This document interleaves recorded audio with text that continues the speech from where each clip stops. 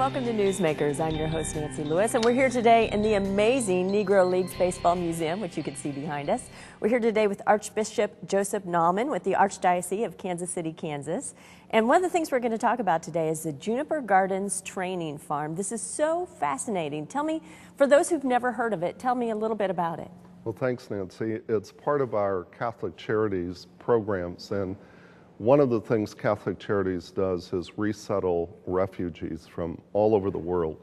And we were trying to find ways that we could help these refugees gain independence once they're here. And many of the women come from agricultural settings, and so their skills are really informing. So an idea generated in Kansas City, Kansas, and we have a lot of open territory in some parts of it. And actually in an old housing development that was, part of it was taken down, Catholic Charities now leases the land.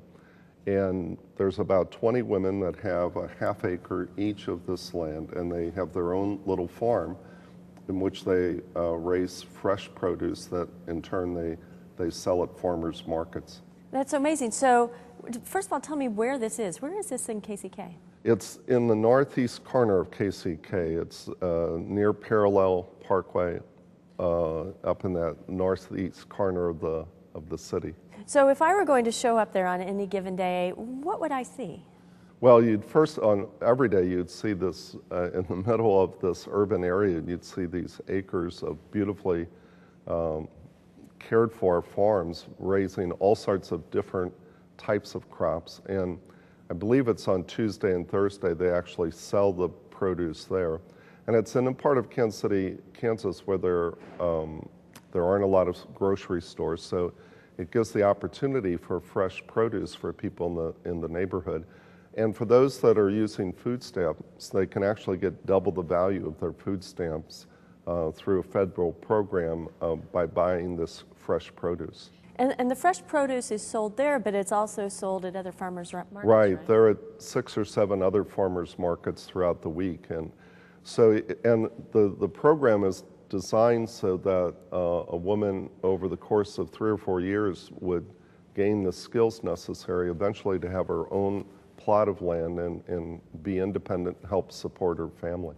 And I know that you've partnered with the Family Conservancy, which teaches classes. So for those families that may not be used to fresh food because it's in an area where it's normally not available, it will help them learn how to prepare it, right? Yes, it also has that benefit. And one of the things with our refugees that we had to help them also understand what American taste, what people will buy. And initially, for instance, many of them in their own countries, they were used to eating field corn, so that's what they were raising. But Americans, we like sweet corn. Right. So they've learned how to market and to produce the things that will sell at the markets. But at the same time, they continue to grow many of the things that are unique to their culture. And so many, for instance, we have Burmese that will come from all over the community to buy at that farm where they can find things that they can't find anywhere else in Kansas City. Thank you so much for telling. I know we're going to have information on the screen for people that will tell them how they can learn more about this, but it's a fascinating program, and I just really appreciate you being here. Thanks, Nancy. Thanks a lot, and thank you for being here. We'll see you next time on Newsmakers.